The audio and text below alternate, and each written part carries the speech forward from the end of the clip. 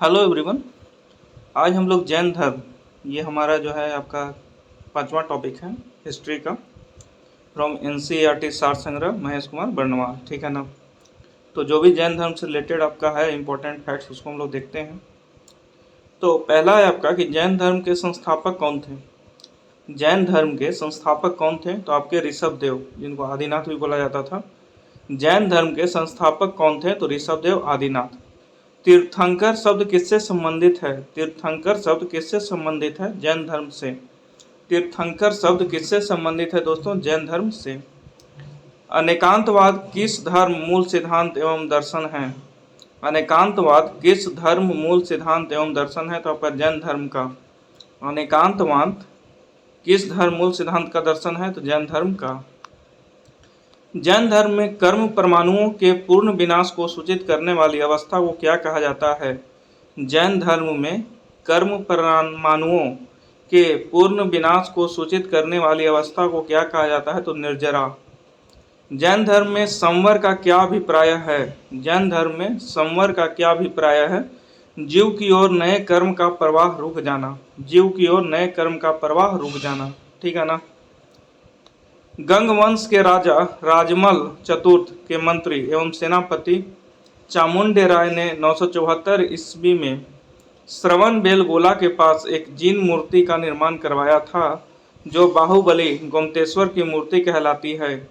यहाँ पर 12 वर्ष के अंतराल पर मनाया जाने वाला उत्सव महामस्तकाभिषेक के नाम से जाना जाता है। गंग वंश के राजा राजमल चतुर्थ के मंत्री एवं सेनापति चामुंड राय ने 974 ईस्वी में श्रवण बेलगोला के पास एक जिन मूर्ति का निर्माण करवाया था, जो बाहुबली की मूर्ति कहलाती है। यहाँ पर 12 वर्ष के अंतराल पर मनाया जाने वाला उत्सव महामस्तकाभिषेक के नाम से जाना जाता है। त्रिरत्न सिद्धांत सम्यक दर्शन, सम्यक आचरण, सम्यक ज्ञान किस धर्म से संबंधित है? तो आपका हो जाएगा जैन धर्म से। त्रिरत्न सिद्धांत सम्यक दर्शन, सम्यक आचरण, सम्यक ज्ञान किस धर्म से संबंधित है? तो जैन धर्म से। आजीवक संप्रदाय के संस्थापक कौन थे? आजीवक संप्रदाय के संस्थापक कौन थे? मक्खली गौसाल। आजीवक संप्रदाय के संस्थापक कौन थे? मक्खली गौसाल। अनुव्रत सिद्धांत किस धर्म से संबंधित है? जैन धर्म से। अनुव्रत सिद्धांत किस धर्म से संबंधित है? जैन धर्म से। यापनीय किसका संप्रदाय था? जैन धर्म का। यापनीय जो है किसका संप्रदाय था? जैन धर्म का। प्रारंभिक जैन साहित्य किस भाषा में लिखे गए थे?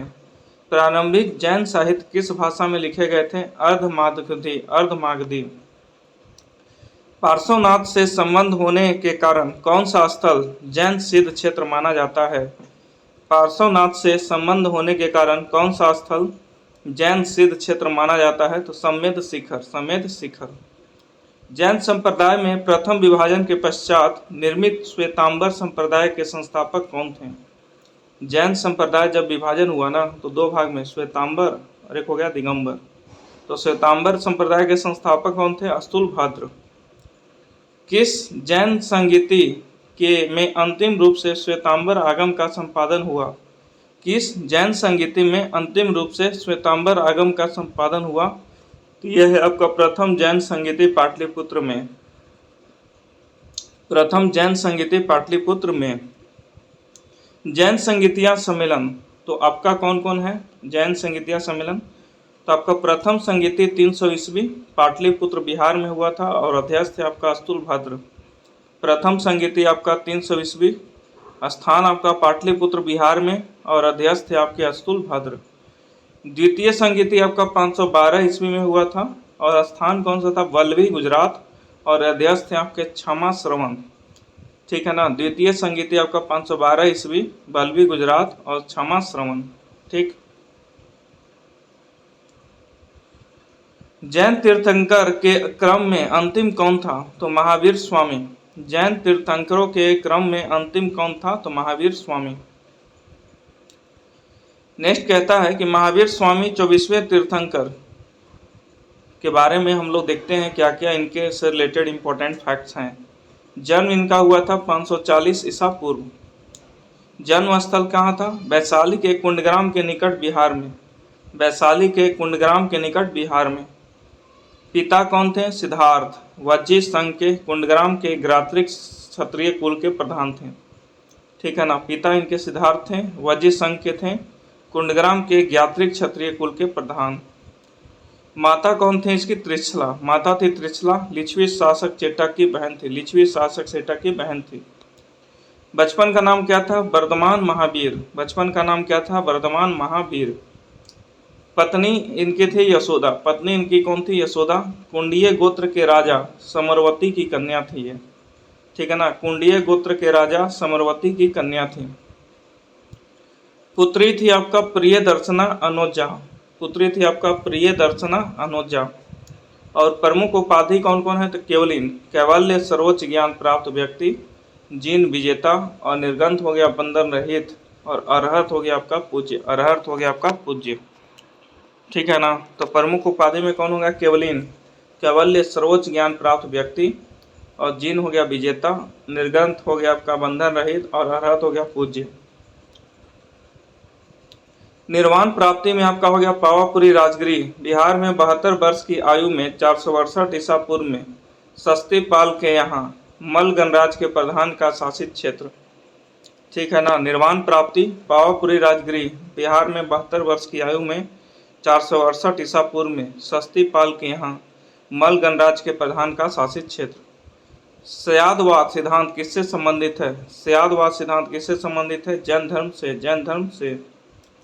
उत्तर प्रदेश में स्थित कौन सा स्थान बौद्ध एवं जैन धर्मों का दोनों ही प्रसिद्ध तीर्थ स्थल है? तो कौशाम्बी। उत्तर प्रदेश में एक प्लेस है आपका कौशाम्बी, जो आपका बौद्ध और जैन धर्म दोनों के लिए प्रसिद्ध है। 16 महाजनपदों का उल्लेख किस जैन रचना में मिलता है? तो भगवती सूत। 16 महाजनपदों का उल्लेख किस जैन रचना में मिलता है? भगवती सूत। बराबर की गुफाओं का निर्मित किस लिए किया जाता था? बराबर की गुफाओं का निर्माण किस लिए किया जाता था? तो आजीविकों के आवास के लिए। आजीविकों के आवास के लिए। पार्श्वनाथ द्वारा प्रतिपादित 4 महाव्रतों में महावीर स्वामी ने 5वें महाव्रत के रूप में क्या जोड़ा?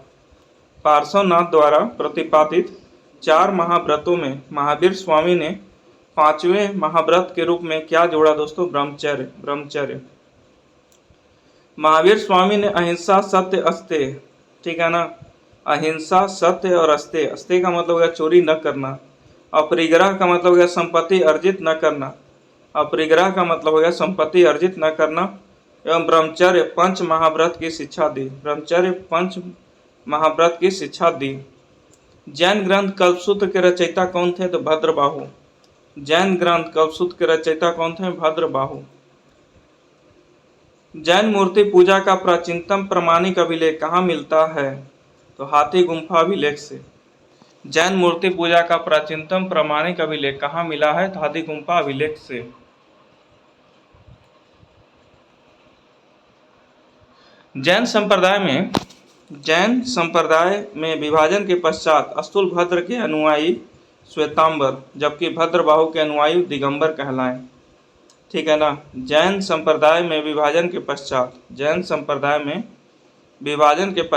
स्थूलभद्र के अनुयायी श्वेतांबर, जबकि भद्रबाहु के अनुयायी दिगंबर कहलाए। ठीक है ना, तो यही था आपका जैन धर्म से रिलेटेड दोस्तों। Okay, thank you.